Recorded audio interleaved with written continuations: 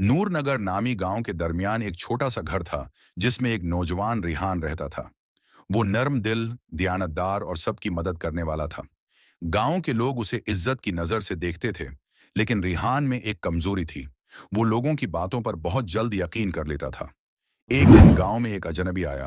खूबसूरत लिबास, शानदार गुफ्तार और चमकती हुई आंखें। लोग उसे देखकर समझने लगे कि शायद कोई बुजुर्ग या मुसाफिर आलम है। वो सीधा रिहान के पास आया और बोला, मैंने सुना है तुम बहुत नेक हो, लेकिन नेकी मुकम्मल नहीं होती जब तक बंदा आजमाइशों से न गुजरे। रिहान ने हैरत से पूछा, आप कौन हैं? अजनबी मुस्कुराया, एक खैर ख्वाह जो तुम्हें ताकतवर बना सकता है। फिर उसने रिहान को मशूरा दिया कि वो गांव वालों से दूर हो जाए और अपनी जिंदगी अकेले गुजार कर असल पाकीज़गी हासिल करे। नौजवान दिल के चक्कर में रिहान उसके मशूरे पर सोच में पड़ गया। रिहान ने आहिस्ता आहिस्ता मस्जिद जाना कम कर दिया, मदरसे में पढ़ाना छोड़ दिया और लोगों से मिलना जलना भी कम कर दिया। गांव वाले हैरान थे कि वो शख्स कहाँ चला गया जो सबके दुख दर्द में साथ होता था। एक रात रिहान ने ख्वाब में देखा कि वो अंधेरी घाटी में जा रहा है और वही अजनबी आगे आगे चल रहा है। घाटी में कांटे थे, अंधेरा था और खौफनाक आवाजें आ रही थीं। रिहान चलते हुए जख्मी हो रहा था। रिहान ने चीख कर पूछा, तुम मुझे कहाँ ले जा रहे हैं? हो? अजनबी पलट कर बोला, ये तुम्हारी अपनी पसंद का रास्ता है, मैंने तो सिर्फ दरवाजा खोला था। अचानक रिहान के कदम लड़खड़ाए और वो खौफ से जाग उठा। उसका दिल जोर से धड़क रहा था। उसे लगा कि ये महज ख्वाब नहीं, बल्कि एक तनबीया है। सुबह हुई तो रिहान ने गांव की मस्जिद का रुख किया। वो काफी दिनों बाद मस्जिद गया था। दरवाजे पर बैठे इमाम साहब ने उसे देखा और शफकत से मुस्कुराए। बेटा रेहान, कुछ दिनों से तुम नजर नहीं आए, खैरियत तो है?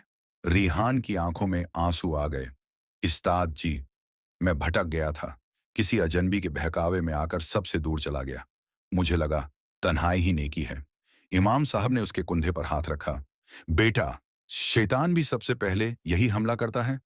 वो इंसान को तन्हा करता है ताकि उसका दिल कमजोर हो जाए। नेकी लोगों को छोड़ने का नाम नहीं, नेकी तो लोगों के साथ रहकर उनकी खिदमत करने में है। रिहान ने शर्मिंदगी से सिर झुका लिया। इस दिन के बाद रिहान दोबारा पहले की तरह गांव की खिदमत में लग गया। लोगों ने उसे मोहब्बत से दोबारा कबूल किया। वो दोबारा बच्चों को कुरान पढ़ाने लगा, बुजुर्गों की खिदमत करने लगा और मस्जिद की रौनक में इजाफा हो गया। एक दिन वही अजनबी दोबारा गांव आया, मगर इस बार रिहान ने उसे पहचान लिया। रिहान ने मजबूत लहजे में कहा, मैं अब किसी धोखे में नहीं आऊंगा। मैंने सीख लिया है कि नेकी अकेले भाग जाने का नाम नहीं, बल्कि अल्लाह के बंदों के साथ भलाई करने का नाम है।